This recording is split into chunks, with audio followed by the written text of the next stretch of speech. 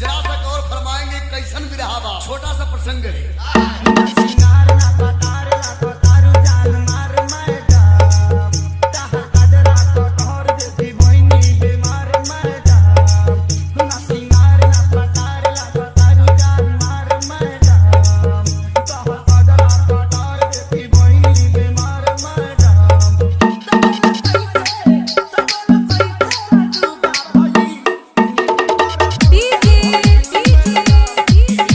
पंकज पंकज पंकज सुतिहार मटिया बिहार मटिया बिहार मटिया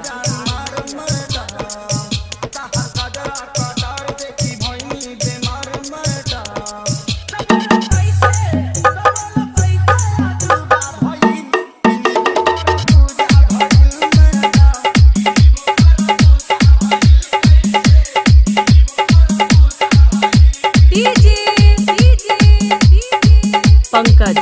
पंकज पंकज पंकज सुतिहार मटिया बिहार मटिया बिहार मटिया बिहार मटिया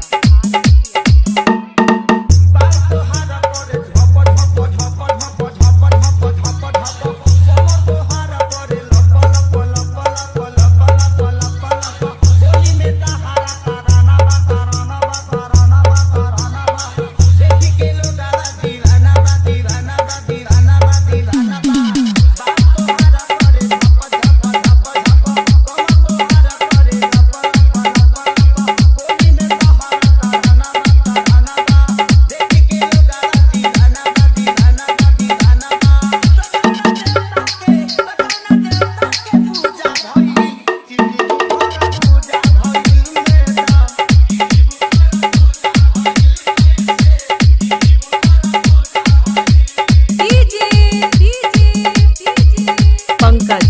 पंकज पंकज सुतिहार मटिया बिहार मटिया बिहार मटिया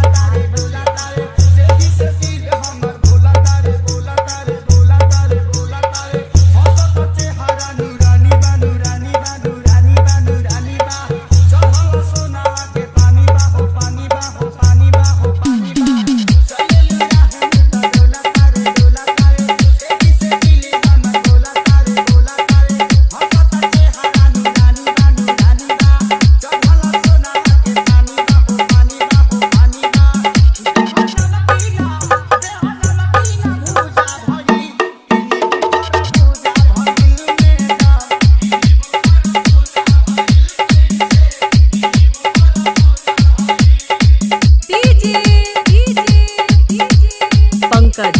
पंकज पंकज पंकज सुतिहार मटिया बिहार मटिया बिहार मटिया बिहार मटिया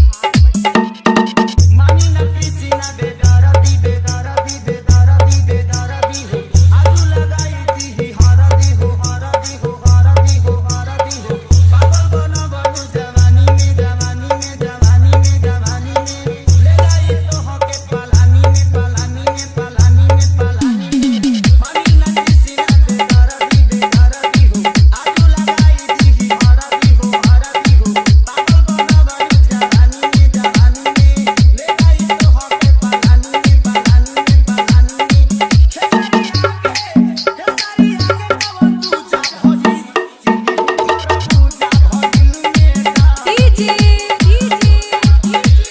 पंकज पंकज पंकज सुतिहार मटिया बिहार मटिया बिहार मटिया बिहार मटिया बिहार मटिया बिहार मटिया।